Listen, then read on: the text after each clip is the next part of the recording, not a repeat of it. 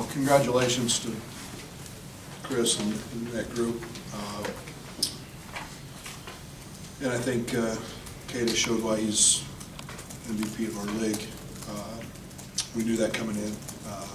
It's a very, very difficult matchup for us. We don't have tremendous size on the perimeter. We were worried a great deal about him getting to his spots, his sweet spots. But interesting first half. I'm frustrated with our first half because we get up, I think, 15, and it's just playing unselfish and moving the basketball and playing really good basketball, to be quite honest. And taking them out of what they want to do. They hurt us with one little cross-screen play, but and then it was just like we made a few threes and we fell in love with the three, and you know, we forgot who LeBron is, and we've got to be better at that. We had Trent in foul trouble. That was a factor in the first half. I'm proud of him because it's very hard to get going again in the second half when you're not in the mix for the first half. But and then I thought in the second half we fought, we competed, we fell behind, we came back. But has been kind of a common theme with us is the last 3.5, 4 minutes of a game. I think they had 4 field goals. Somebody told me through the first 14 or 15 minutes. I feel good about our defense, but yet there's some silly fouls in there. But Tijon missed 2 free throws.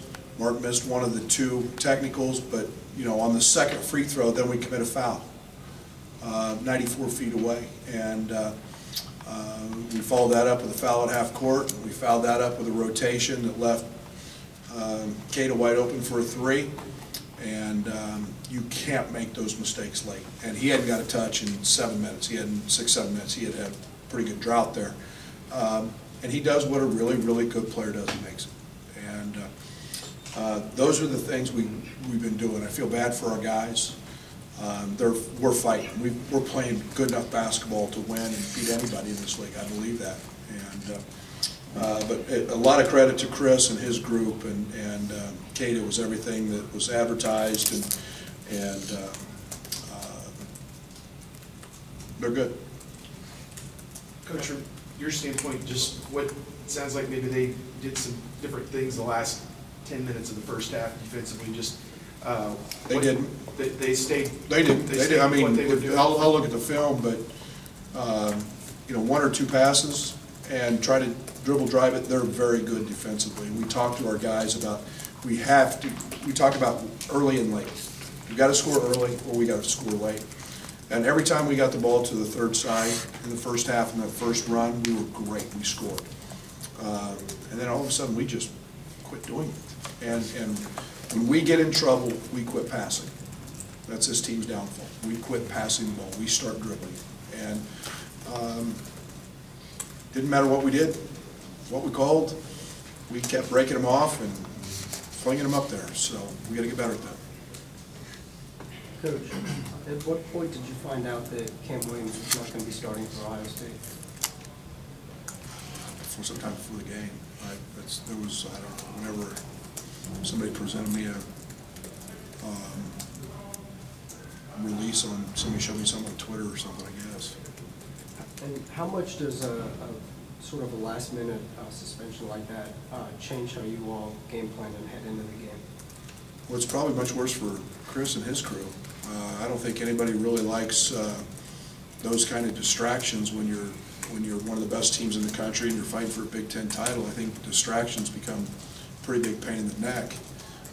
For us, it was curious. We were curious to see who they started. We felt like it would be either Dockich or Wesson, and so you know, there's minor adjustments to be made there. But we substitute quite frequently, so we had multiple guys ready to guard different guys, and so at the end of the day, probably much bigger distraction for Chris and his crew to have to deal with a distraction like that. Brad, don't score for the last 10 minutes of the first half, but only trailed by 4 at halftime. I mean, just what was kind of your thoughts there, and even just down 4, did that suck the life out of the team a little bit? Oh no, shoot, we were doing backflips. We were doing backflips in the locker room. I mean, hell, you go 10 minutes without scoring against them, and you're only down 4. I mean, it was frustrating because it's something that we got to continue to grow from. And again, when we play the right way and play our way, we're really a good basketball team. And to get away from that, I get it. Trent was out of the game majority of that time. I even tried to insert him with 2 and took a gamble. You know, we've got to get Laurent the ball. We've got to get the ball where we want it, and we've got to fight to do that. And we did. We settled. And then on top of that, there was no offensive rebounding, which is that's a spur in my shorts right now.